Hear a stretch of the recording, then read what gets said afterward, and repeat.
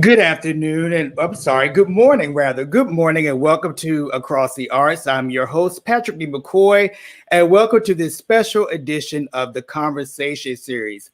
As you know, I have interviewed many people, but this person is a special person as I celebrate my personal musical mentors. Please welcome Jim Peak. Good morning, Jim. Good morning, Patrick. I trust you're well. It's good to see you. So, for the listeners, I want to set this up for everybody because Jim is definitely a very special musical mentor to me, especially in the realm of church music. So, when I was in high school in Petersburg High School, my hometown, between my sophomore year, probably sophomore year and junior year, I had a teacher named Mr. Dyer. And Mr. Dyer was always inviting people to church. And so at that time, he was a member of the Old West End Baptist Church on West Washington Street, which is downtown Petersburg. And so I went to church, and I believe the first time I went with Mr. Dyer to church, it was like a Wednesday night Bible study. And I think I went on another occasion, but the Wednesday night Bible study, they used to have a family night supper, and they used to have an upright piano in the adjacent part of the fellowship hall. And I remember I was playing, and Jim took note of me playing.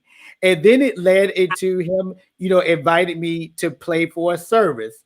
And so I did. And I played for one of the morning worship services. And then it blossomed into him noticing my singing voice. And then it blossomed into him noticing that I played the organ.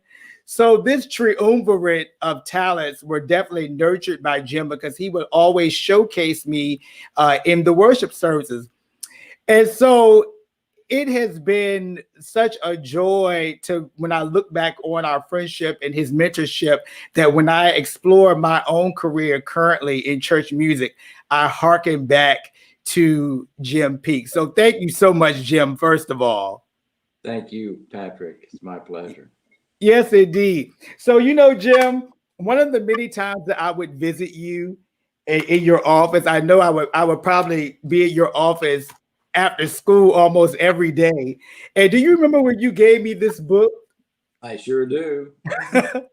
I remember that like it was yesterday. Because I remember you said, Patrick, as you go on in music, there's a book that you're going to need to know. And you handed me this red book. And for the people out there who may not be used to it or familiar, or you didn't study music formally, this is definitely the Bible of music. I would say one of the main Bibles. It's a history of Western music by Grout. So if you ever, go and pursue music, just like Jim handed me this book, somebody I'm sure will hand you this book as well. Or if not, you can definitely get a copy. It's a mainstay. So Jim, let's go back from now off of me. I want to talk about you, about your early beginnings and how you first discovered your interest in music, and how did your family in your hometown nurture that? Well, my mother was a very fine pianist, and she also had a very lovely singing voice, though she would never admit to it. My mother was an elementary school teacher. She taught third and fourth graders. She also usually led the music programs in the elementary school back in the 60s. And so in the second grade, we had an exercise of learning how to read music by using a colored xylophone. And so I think that my mother and my teacher at the time realized that I seemed to pick this up pretty quickly, and started associating the colored bells on the xylophone with notes on a staff. And so my mother then, at the beginning of the third grade, sat me beside her on the piano bench and started teaching me how to read the alto line in the hymnal of various hymns. Of course, we all knew the soprano line, we all knew the melody line. So she started teaching me, because at the time I was probably 7 or 8 years old, started teaching me the alto lines. That quickly led her to find me a piano teacher. My first piano teacher was not a fun person.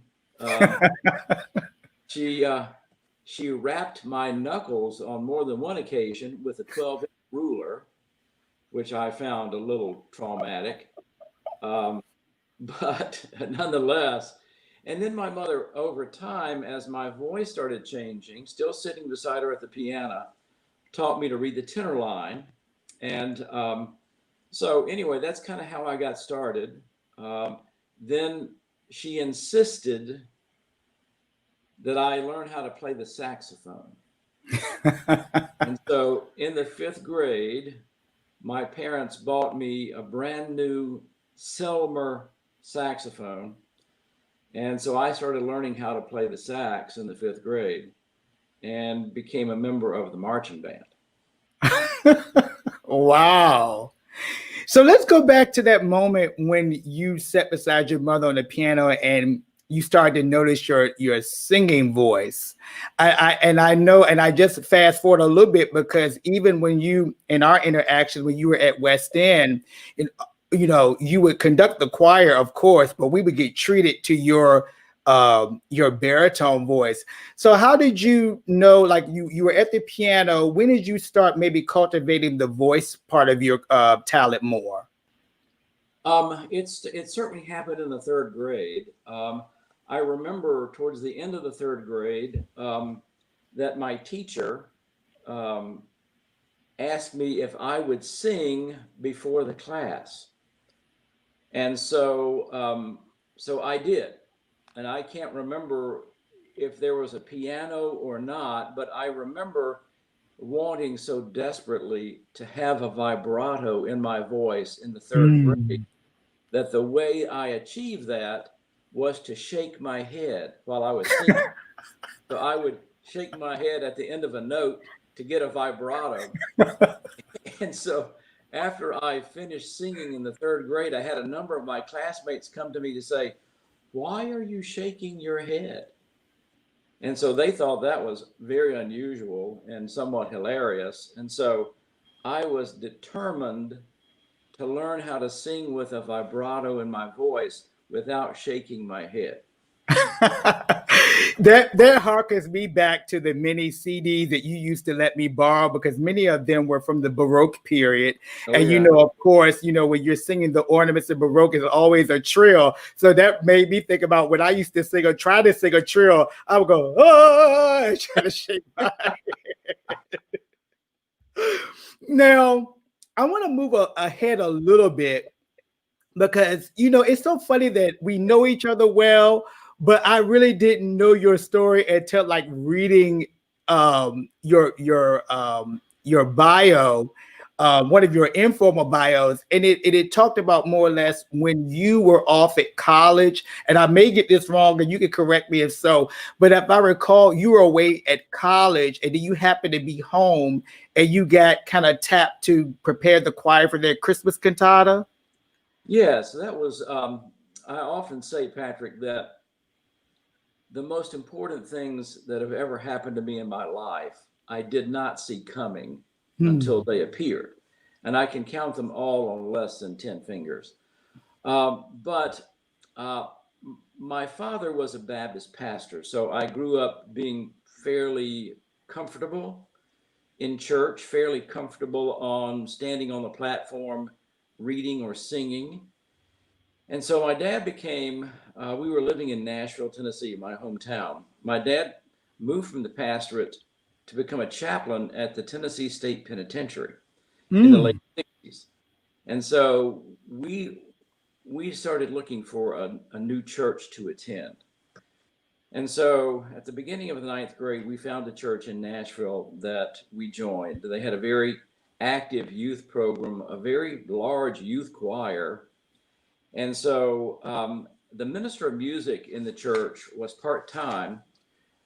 He was a high school teacher who later became president, chief executive officer of the National Educators Association in Washington, D.C. He was a very gifted being. And when I was a junior in high school, every year we celebrated Youth Week. And so the youth of the church basically assumed a lot of functions in the church. And when I was a junior, he asked me if I would consider being the youth week minister of music. So I said, yes, absolutely. So he taught me, his name was Gene Grooms.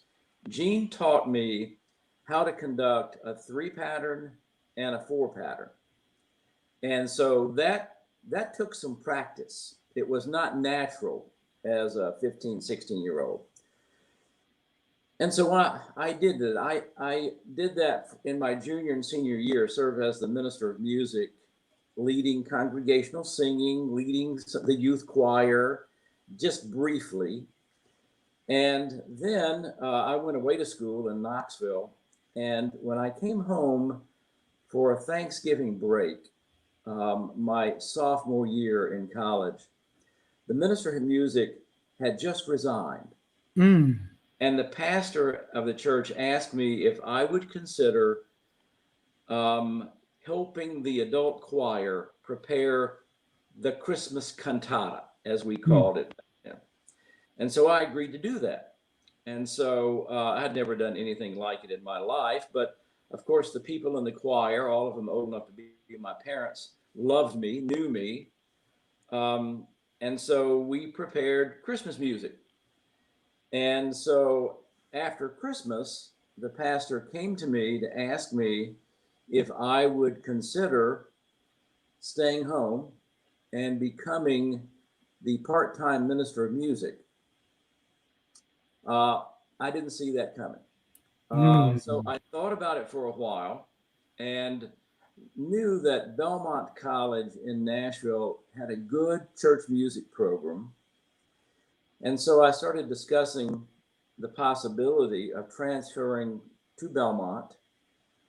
And I started trying to figure out how you do that.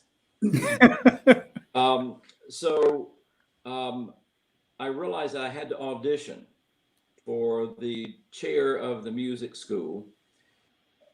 Come to find out, my dad said, well, I know Jerry Warren. I went to seminary with Jerry. I'll call him and see what we can work out. And so I then transferred to Belmont and stayed and served in this more or less a very much of an interim kind of learning position at my home church. So when you were at Belmont, if I'm not mistaken, your undergraduate degree was not in music. Correct. My undergraduate. I'm sorry. Go ahead. I'm sorry. Yeah, my undergraduate degree was in music business. So one of my most significant mentors at Belmont was a man named Bob Malloy, who envisioned a program at Belmont that worked closely with the music industry in Nashville. And so he basically dreamed this up and created it. And I was in the first entering class of the music business program, which basically was a major in business administration and a minor in music. And so I did that because I auditioned for a group at Belmont that was really, we basically were a contemporary Christian group that also sang top 40 pop songs. And we were an extension of the recruiting arm of Belmont, recruiting high school and junior college students to the school. And at that time, you could not be in this group and be a full-time music major. The music school would not allow members of this singing group to be a full-time music major. So that's why I moved into music business.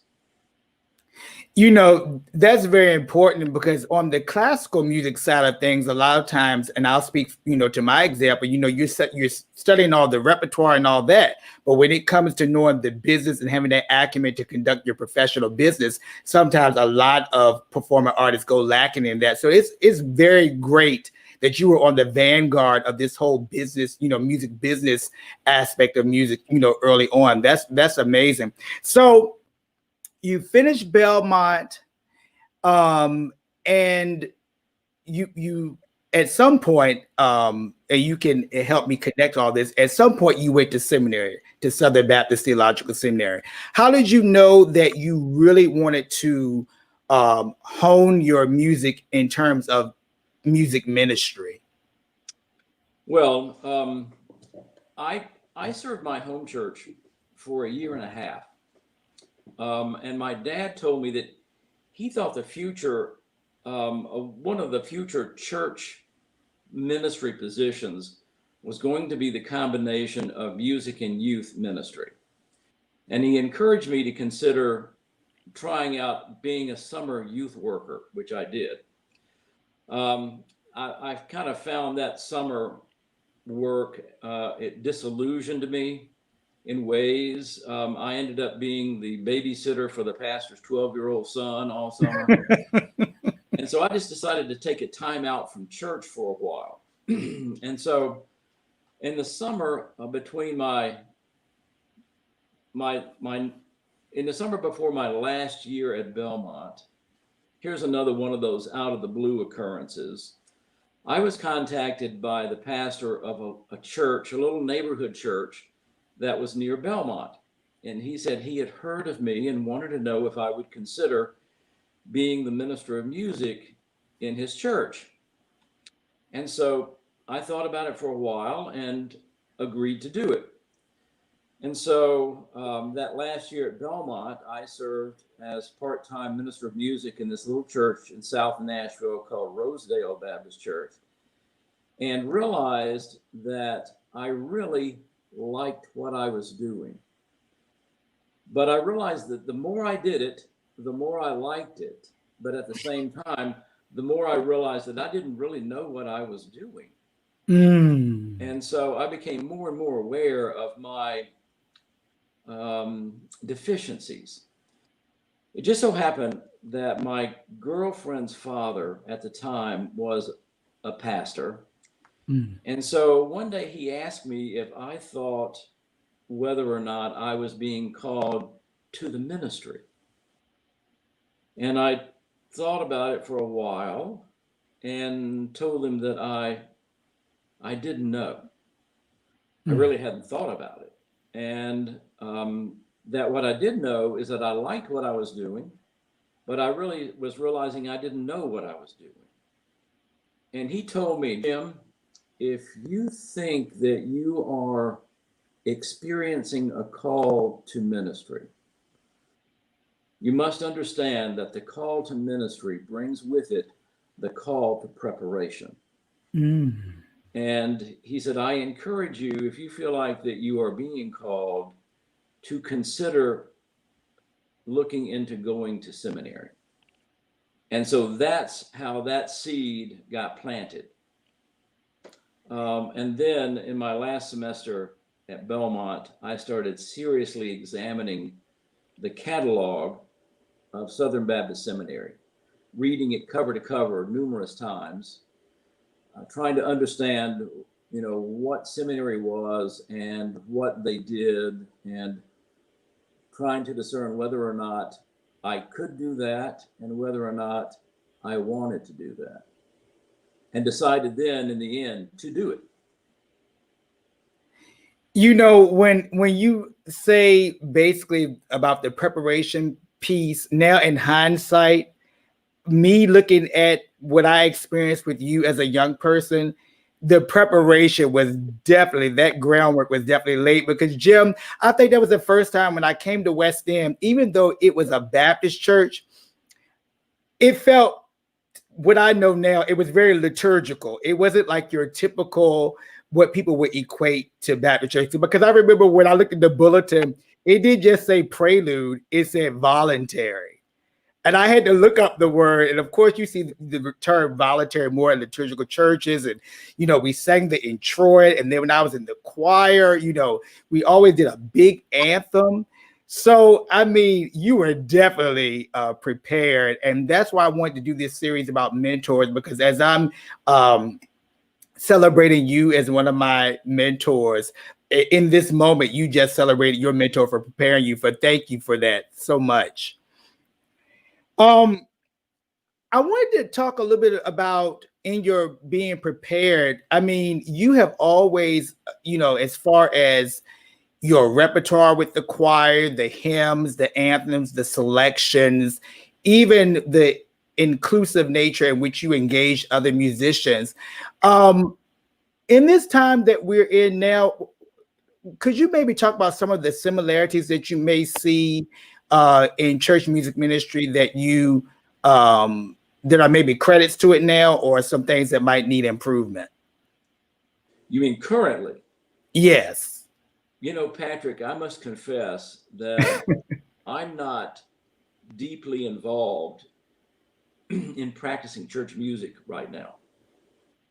And so I do know that in the late 1990s and early 2000s, I was called to serve at church part-time in Richmond. That was a new church start. The church was only 10 years old at the time, and very contemporary in its worship focus. And so I felt at that time that was an area of my practice as a church musician that I did not understand fully. Even though I was a product of the rock and roll generation, the group I was in at Belmont, we sang an hour program of contemporary Christian music, and we sang an hour program of top 40 hits, which I thoroughly enjoyed. But I had moved away from that in practice. And so that move into a more contemporary expression in worship, I felt like would be important. There were some aspects of it that I liked. There were a number of aspects of it that I thought were extremely simplistic. I can remember after my first Christmas in this church, in this contemporary church, I told my choir that next Christmas, I want us to sing Handel's Messiah. And one of my church members came up to me, one of my choir members came up to me afterward to say, why in the world would you want to sing Messiah? And so I realized that I was in a foreign land. And so I made the best of that as I could. Let's talk about Messiah, because Messiah represents a full circle moment for me, because it was under your direction that I sang Messiah for the very first time at West End, and it was a transcendent experience. And I remember the first year, let me talk about it a little bit more. Those two performances in particular, I remember the one performance, you really, not to say you didn't promote the second one, but that very first go at it at West End, you really promoted it. If I'm not mistaken, you got a grant from the Lilly Foundation. It was a lot behind. I remember we had a billboard on South Crater Road and somewhere else. You really promoted it. It was a professional orchestra. The soloists were professional. And then the second time around, it really truly represents a full circle moment, because the soprano, Lisa Edwards-Burrs, she was of course the soloist, but I never imagined that all those years later that she would be my professor at Virginia State. So you really have created some milestones. And then just to go back to your programming, and this may put you on the spot, but it's just some things that were a hallmark in your music ministry that I fashioned many of my programs after. So one thing that really stuck out when I moved here to Washington and became the director of music at Tacoma Park Baptist Church, Christmas Eve was the time that everybody came. And so you really couldn't compete and have a separate cantata on another day and do Christmas Eve and, kind of think that you're going to have the strong audience. But you used to do a program at West End called it was called A Festival of 9 Lessons and Carols. And do you remember when you actually mailed me the program? Oh, yes. You mailed me the program. So what inspired you to kind of fashion such a program like that in the context of a Baptist church? Well, there were 2 or 3 things that happened, Patrick. One is that in the Christmas season of 1989, I first chanced upon John Rutter's Cambridge Singers. Now I had done some Rutter works in seminary and at First Baptist and at West End, but this was the first recording that I had heard, and I heard it on WCVE one morning on the way into the office, of these beautiful carols. And so I bought the John Rutter Cambridge Singers Christmas Night CD. And that CD became extremely special to me. It presented Paige and me with numerous opportunities of worship in our own home. Then, in probably about the same time, maybe a year before, my mother and father-in-law were living in Atlanta, Georgia, and they went to a a 9 Lessons in Carols presentation at Emory University. And they sent me the printed program from Emory University. And so the printed program from Emory is the program that I adapted at West End, and then filled it with numerous carols from the Cambridge Singers recordings. And so I took great joy in creating these printed programs. And so the program that I received from Emory was in many ways a work of art.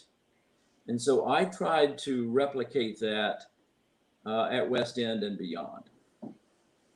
I remember that because the program will often have a beautiful painting of some sort of the Virgin Mary, the Madonna and Child, or it'd be on very fine paper. And I remember the very first time I think that we sang this piece called Persone Hodie, and we sang All My Heart This Night Rejoices. Yes. And I think we sang, I want to say Christmas Lullaby, either Candlelight Carol by John Rutter. But I remember those pieces have been staples of my programming, and I learned them because I sang them, under your baton. So I want to thank you for that. Now, what is it like, just to fast forward even more? Let's talk about Chase. What is it like to see your son manifest his gifts, his voice, and now I'll talk about that full circle moment too, but talk to the audience a little bit about Chase and his musical gifts. Yeah, Chase, I sang to Chase when Chase was in utero. And I remember when Chase was between 6 and 8 months old, that of course I used to intone to him quite a lot. So we would kind of intone to each other before he could speak. And all of a sudden I realized that somewhere between 6 and 8 months of age, that he was intoning back to me the same pitch that I was toning to him. And so it surprised me. I wasn't sure I heard exactly what I was hearing. And so I started to test him. And sure enough, he was matching pitch with me. And so Chase was just exposed to good music all of his life. His mother, Paige, my wife, also has a very fine soprano voice. She sings the melismas in Messiah better than I. And so, we sang with Chase and to Chase all of his life. So one of his first solos, and he just told us this story this past Saturday that I was not aware of, and that is one Christmas Eve, I wanted Chase to sing the last stanza of Silent Night when we all had our lighted candles that we were holding. And so I think that he was probably 5 or 6 years old. And he told us Saturday that he didn't realize that he was going to sing the last stanza of Silent Night until we were in the car on the way to church, and that it shocked him, and he wasn't sure he was going to be able to do it. Now, we would not have put Chase in front of the church without first preparing him, but he did not remember that, or maybe he didn't realize what we were preparing him to do. Nonetheless, he stood up and sang the last stanza of Silent Night, and in that childlike, pure little voice that children have, and there was no turning back from that. Chase then, in his musical development, I went to another church in Richmond, Hatcher Memorial, and my predecessor's two sons were still in the church, and they were about Chase's age, a little older, and they were both they were good musicians. They were young, but they were in the band. They played instruments in the band, and so that motivated Chase. He could not allow my predecessor's sons to outdo him. And he and the youngest son became really good friends. So Chase got totally absorbed in learning how to play the trumpet, and just was, I could not believe, Paige and I could not believe how focused he was on practicing. And that would have been in the 6th grade, I'm pretty sure. And he just shut the door in his room and he just played and played and played and played. And he got to be really pretty good. He had a junior high band teacher, Bruce Swartz, who really turned him on. And so then Chase went to high school as a 9th grader, played in the high school marching band, and just kind of got burned out on that experience and decided to instead drop band when he was a sophomore and join the high school choir. One of his friends in there was a senior in the choir, and after he heard Chase sing, he told Chase that he should consider getting voice lessons and that consider talking to his voice teacher, who was a man named Jim Smith Parham. Yeah. And so Jim was a professor at VCU and at the University of Richmond. And so Jim agreed to listen to Chase when Chase was 15 years old. Let us know that he did not take students usually that young, but at least he would listen to Chase and see what Chase did. And after we took Chase to his home, Paige and I sat in his living room, Jim auditioned him and decided to take him on as a student. And so Jim had a tremendous impact on Chase and Chase's singing, and basically taught Chase how to sing correctly at a very critical time in Chase's life and development. Jim was then joined within Chase. He took lessons from Jim through his graduation from high school, decided to go to VCU and continue his study with Jim. And it was there Chase also started studying with Melanie Cone-Day and became, through them, enamored with opera. And so they nurtured him and taught him and planted within him this great love of opera. And Chase continues to sing opera in the community and enjoys it. Wow. One of my favorite memories rather with Chase and Paige,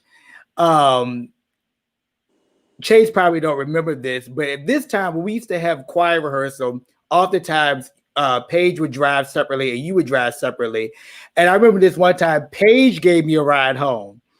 It was me, Paige, and Chase. And the recording that she played, which is one of Chase's favorite recordings and also Paige's too, if I remember, it was the disc of Kathleen Battle, Christmas at, I think it's Christmas at Carnegie Hall.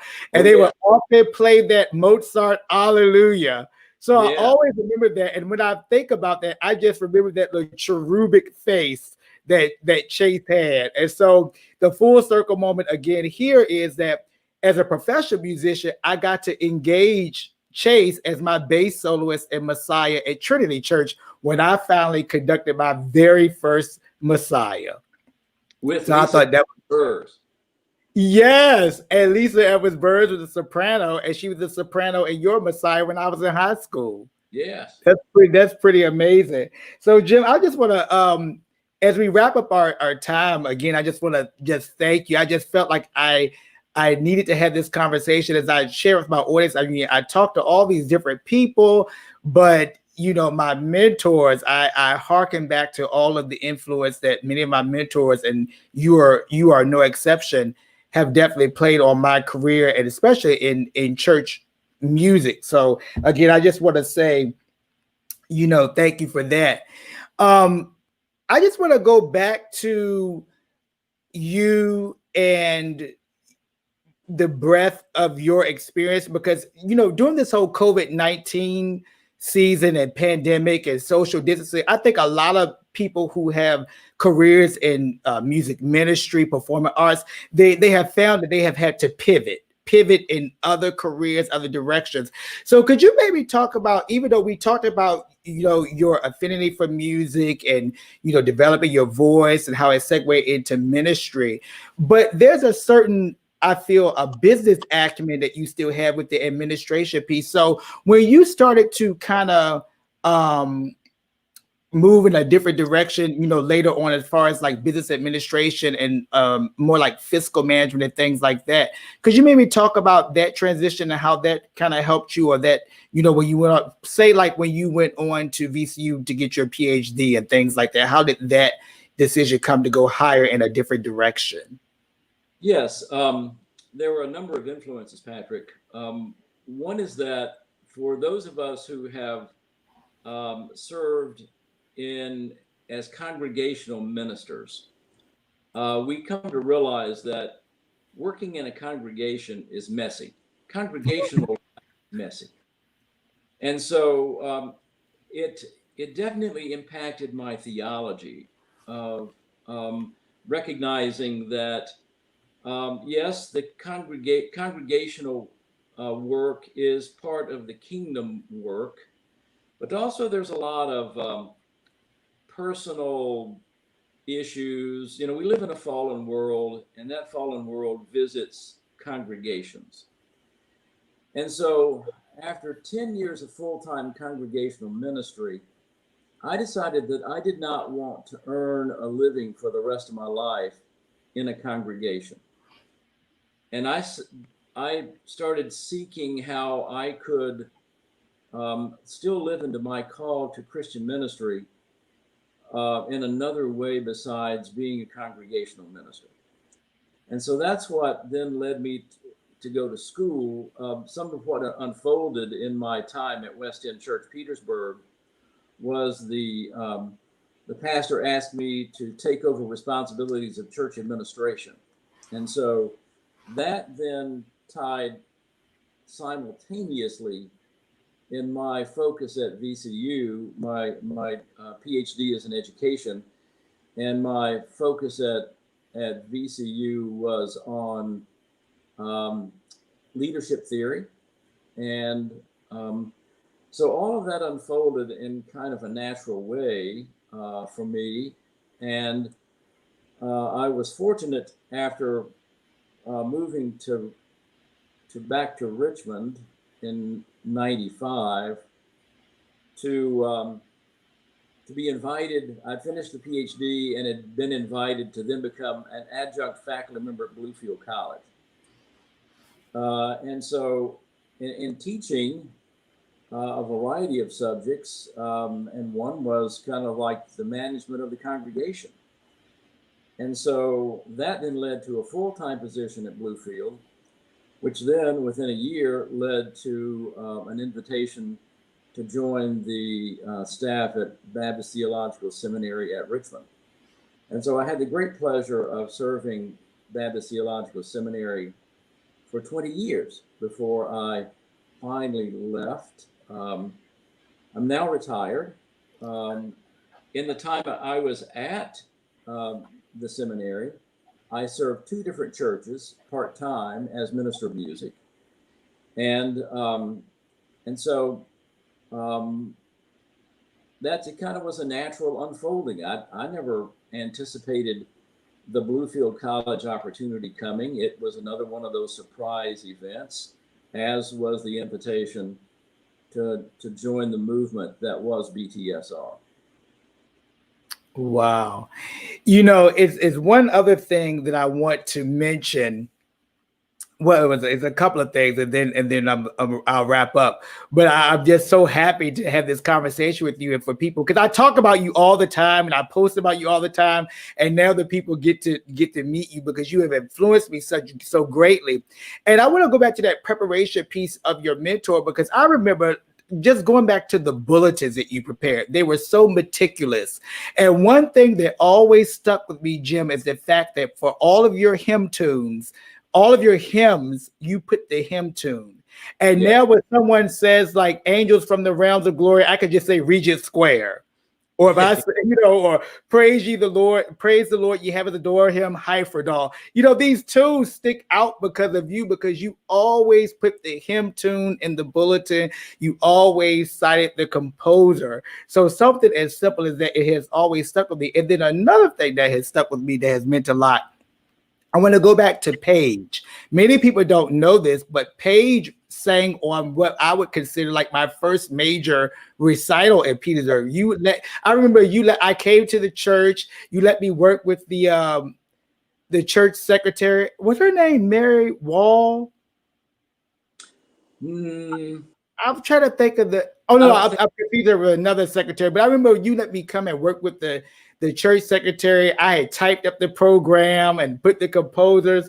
And I remember that when I did it that evening, Donald Anderson was my accompanist. But when it got to the other half of the program, Paige sang "He Shall Feed His Flock." For me, wow. I believe she was saying "He Shall Feed His Flock" and "Come Unto Him," and I accompanied her on the organ. So that was a major milestone for me in terms of my first Petersburg formal recital. So I had to give that shout out to Paige because I still remember her beautiful voice and how she sang in the choir and just the good time that we had together at West End. I just want to thank you just immensely. But I do want to go back to something though. Jim, I remember when it was a normal choir rehearsal, and I remember when you announced that you were leaving, my heart just dropped. But of course, I'm so thankful that we had many opportunities. And you mentioned Hatcher. I had the opportunity to come and sing for you at Hatcher, and we've been in touch all these years. And as I close really at this point, again, I just want to say thank you so much for mentoring me, and thank you for sharing this space with me this morning.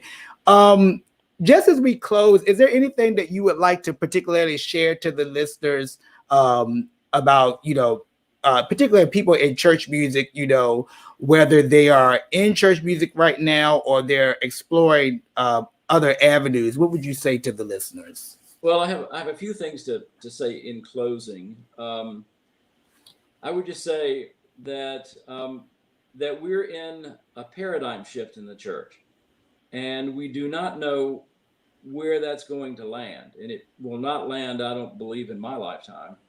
And so the whole area of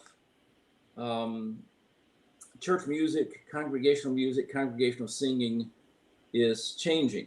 Mm-hmm. And especially during COVID, when we can't even come together as a congregation to sing, which is one of the only times in worship that we actually participate together in giving praise and thanks.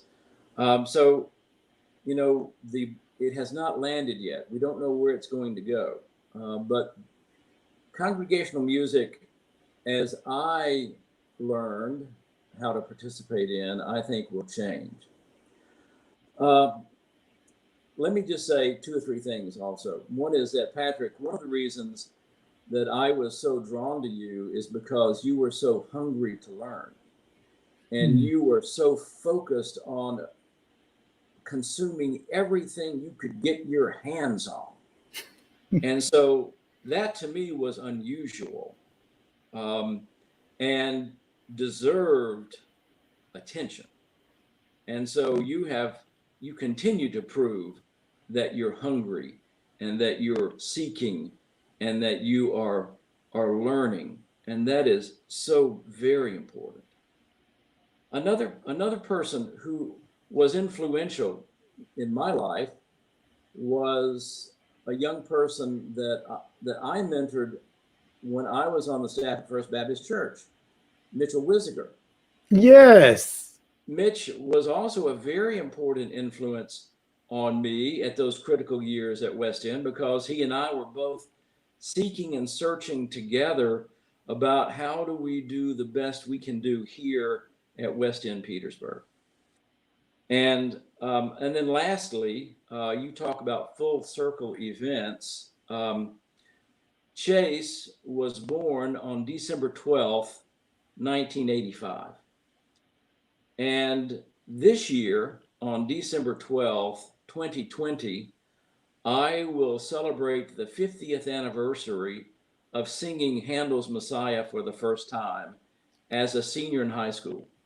Wow. So that's a full circle moment for me to have sung Handel's Messiah for the very first time on December 12th, 1970. And I stood right behind the second violin section of the Nashville Symphony Orchestra. And it was absolutely thrilling. And then to have my son be born on the same date 15 years later was a full circle moment. Wow. Again, Jim, thank you so much for joining me today. Again, you've been listening to the Conversation series. This has been Across the Arts. I'm your host, Patrick D. McCoy, and I thank you so much. But before you go, please make sure that you mark your calendars for this Thursday, October the 15th, as I debut as the host of TWC TV on the Washington Chorus's Facebook page. So be looking out for that. Again, this has been Patrick D. McCoy. Thank you so much, Jim. Thank you all, everyone, for listening, and have a great day. Thank you.